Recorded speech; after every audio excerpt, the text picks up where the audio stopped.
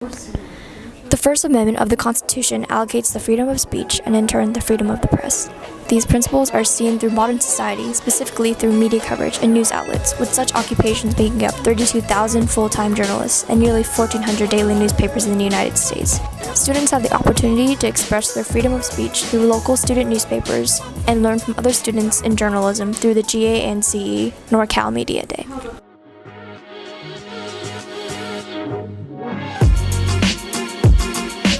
So I think that student journalism is sort of similar to professional journalism in that the goal is to provide forum for maybe voices that don't have as much national power, provide a platform to hold powerful officials to account. I think it's a really important outlet for getting our voices heard. I think that students don't have sometimes a lot of power, especially when it comes to issues related to their own school. And journalism and getting people's attention is one of the best ways to make change. The type of relationship between advisor and journalism student, particularly in production, is very different than classroom teaching. So I think that building those leadership skills, I think learning how to operate under a deadline, I think those are skills that you're not going to get anywhere else in high school. It's about, you can take risks in all sorts of ways, including hard-hitting journalism or just like really creative features. Both reporters and readers want to read news that's also just compelling and entertaining. So I gave a talk this morning on digital media tools for news literacy. So not just me as an expert talking to a room full of student journalists. We were all sharing ideas where that's something that I'm going to be able to take home to my school, what I've learned from the talk. So it's a really nice give and take of me learning, hopefully students learning, and I think we all become better journalists through these sessions.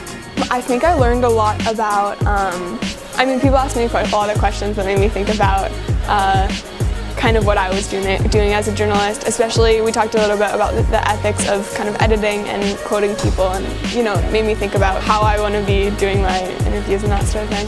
NorCal Media Day 3 years ago was my very first convention, my very first outside of school journalism event, and it just opened a ton of doors. I think for both teacher advisors and for students, journalism can be really closed off or can feel really isolating. These students are putting in hours and hours and hours and hours of work outside of their homework, outside of their jobs and relationships and family duties, and it can feel weird to be like, oh, I can't go out to a movie because I'm here at late night doing production, and that's the same thing for advisors as well. So coming to these events I think is really important because it opens up this much broader world where we feel like we're dealing with these ethical issues in a sort of closed room, but all of the journalists here, all of the advisors, all of the students are dealing with a lot of the same problems, and it can feel really encouraging and really supportive to say like, hey, you have this problem too, how did you deal with this? Here's how we dealt with it, and you build